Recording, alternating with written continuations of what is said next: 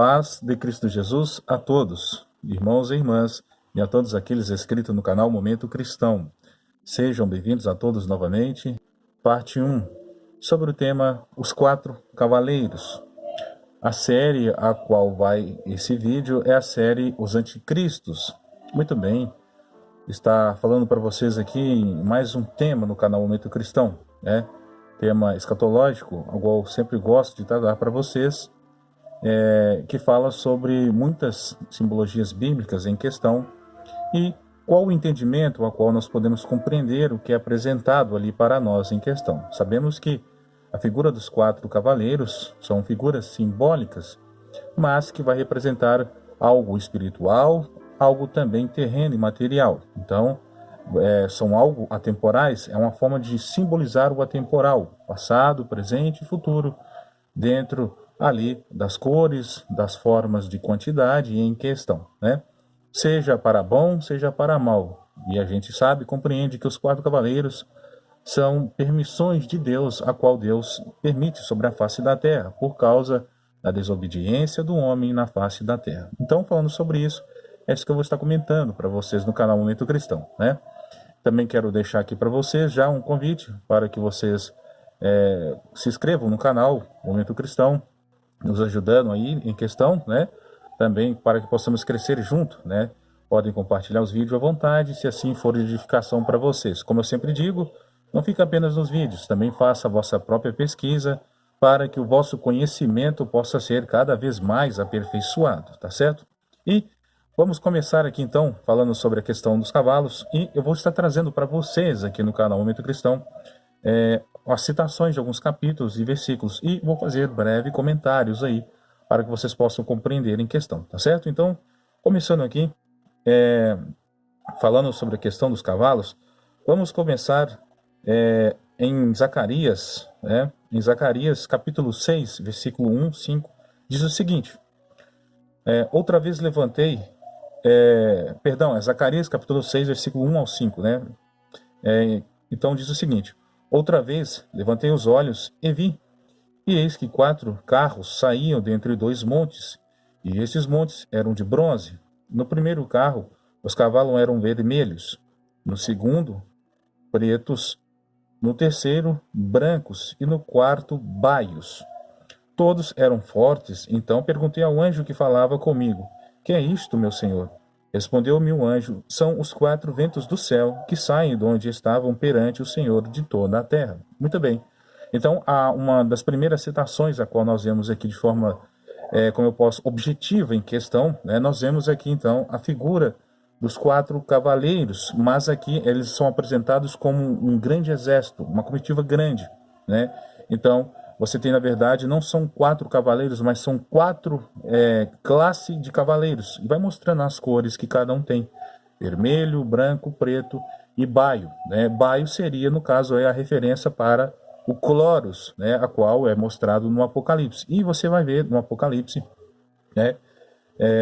Que o Apocalipse também traz essa mesma vertente, porque os 4 cavaleiros representam ventos, e ventos simbolizam muitas coisas. Podem ser desde doutrinas, desde políticas, desde muitas coisas a qual o homem cria na terra, que vai resultar em resultados negativos, em que muitas das vezes então vai causar guerra, porque cada vez mais, quando o homem quer poder na sua mão, ele vai se tornando cada vez mais egoísta. Então é inevitável que esses cavaleiros não surjam. Então Deus permite, e assim eles saem sobre o 4 cantos da terra. Então nós vemos os contextos que aparecem em questão. E eu vou mostrar para vocês que uma outra referência está em Apocalipse capítulo 7, versículo 1, que diz o seguinte: depois disso vi 4 anjos em pé nos 4 cantos da terra, conservando seguro os 4 ventos da terra, para que nenhum vento soprasse sobre a terra, nem sobre o mar, nem sobre árvore alguma. Então observa que aqui é uma mensagem figurativa também do Apocalipse, a qual já é o contexto da nova aliança, mas vocês vão perceber que a aplicação dos cavalos continua a mesma, porque, como nós vemos em Zacarias, eles são ventos, né? Eles são consequências das escolhas humanas, né? E a qual Deus permite que vai acontecer. Se é branco, se é religião, vem a falsa paz. porque o egoísmo, o materialismo foram mais do que o amor e a misericórdia, né? O individualismo foi mais do que o coletivo, né? Então vem a falsa paz, o cavalo branco, né? Que representa, a cor branca representa a verdade também, porque Jesus também vem sobre um cavalo branco, né? Mas não na forma como eles querem, né? E quando essas coisas não se resolvem, a parte para aí o cavalo preto. O cavalo preto vai ser balança econômica, material, né? Dinheiro, né? Economia em todo o seu contexto em questão, seja na política, seja na religião, em todos os aspectos. Então, representa cavalo preto, que é a economia, né, em questão. E o cavalo vermelho, então, é o resultado, né? E aí vem a guerra, né? Seja de todos os ângulos, seja religiosa, seja secular, seja política, seja científica, tudo representa cavalo vermelho. Enquanto aí o cavalo de cor de cloros, no Novo Testamento, ou do cor de baio, vai representar aí, né, aqueles que trazem um inferno sobre a terra, porque é como se fosse uma soma disso tudo em questão, né? E você vai ver a representação deles como quatro ventos na face da terra, né? E por isso, quando a gente é levado para Apocalipse capítulo 6, versículo 2 a 8, diz o seguinte: Vi então, e eis um cavalo branco, e o seu cavaleiro com um arco, e foi-lhe dado uma coroa, e ele saiu vencendo e para vencer, né? Por quê? Você vai perceber que arco também simboliza aliança, tá certo? Simboliza aliança, né? Ou seja, geralmente sempre representa religião, paz, né, em questão. Quando abre o segundo selo, diz o seguinte: vem e saiu outro cavalo vermelho, e ao seu cavaleiro foi dado de tirar a paz na terra, para que os homens se matassem uns aos outros. Também lhe foi dado uma grande espada, né? Ou seja, guerra, né? Continuando aqui, abrindo o terceiro selo, vi o seu cavaleiro, né? Era preto, com uma balança na mão, e ouvi uma como que voz no meio dos quatro seres viventes, dizendo: uma medida de trigo por um denário, 3 medidas de cevada por um denário, e não danifiques o azeite e o vinho, né? Então, ou seja, você vai perceber que se trata de economia, né? Então, em questão em todo o contexto em si, né? E quando abre o quarto selo, né? Aí eis que é mostrado um cavalo de cor de cloros, traduzido foi para amarelo ou verde amarelado ou verde ou amarelo esverdeado, tá certo? Cor de cloros. E o seu cavaleiro, sendo este chamado Morte, e o inferno o seguia, e foi-lhe dada autoridade sobre a quarta parte da terra para matar a espada, pela fome, com a mortandade, por meio das feras da terra. Então observe como se esse quarto cavaleiro, cor de cloros, fosse a mistura de todos os outros cavalos em questão, porque ele traz toda essa acentuação em questão, né? Então são os quatro ventos. Então os quatro cavaleiros representam ventos, né? Isso é muito interessante nós vermos que aqui nós temos a descrição deles, mostrado aqui de certa forma pelo próprio nome em questão. Mas a Bíblia apresenta os quatro cavaleiros em todo o contexto, desde o início até o fim. O exemplo disso é quando Deus ali, quando ele vai passar a lei para o povo dele, né?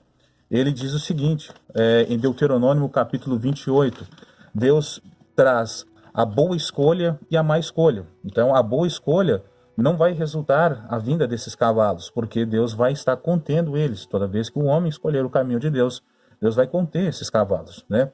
Mas quando o homem faz a sua má escolha, também no mesmo capítulo de Deuteronômio, capítulo 28, Deus mostra ali que as más escolhas, tudo que ele falou que era bom numa parte, quando o homem toma outras escolhas, escolhas egoístas, materialistas, pensando só em si, no seu individual, vai vir então toda aquilo que era bonança agora se torna em maldição.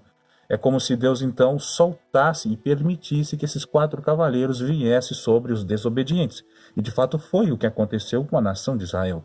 Porque vocês vão perceber que a nação de Israel, ao receber o conhecimento de Deus, né, recebeu ali aquilo que Deus enviou para eles, a missão, eles falharam miseravelmente, né? Então, Deuteronômio 28 não se cumpriu para eles, de certa forma, em toda a sua amplitude, né? Naquela primeira parte, que é as bençãos. Mas Deuteronômio 28 cumpriu expressamente com eles, como a segunda parte, que Deus fala sobre maldição para aqueles que não cumprem a vontade de Deus. Então, mostrando então que Deus permite que esses cavalos sejam soltos, e esses cavalos são instrumentos. a qual são manifestos na face da terra por meio do próprio egoísmo do homem, homens contra homens, né?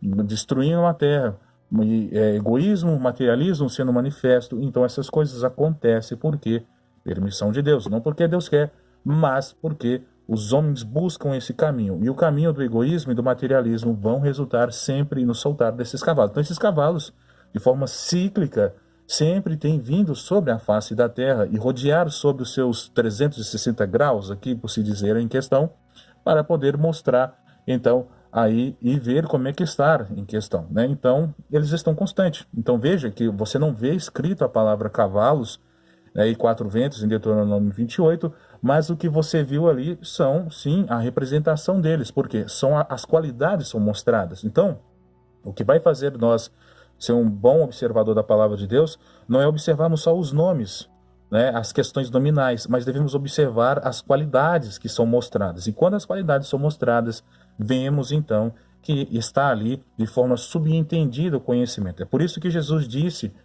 quando estava falando para os seus apóstolos, né, ele dizia que haveria guerras, haveria anticristos, haveria falsa paz, haveria fome, haveria peste.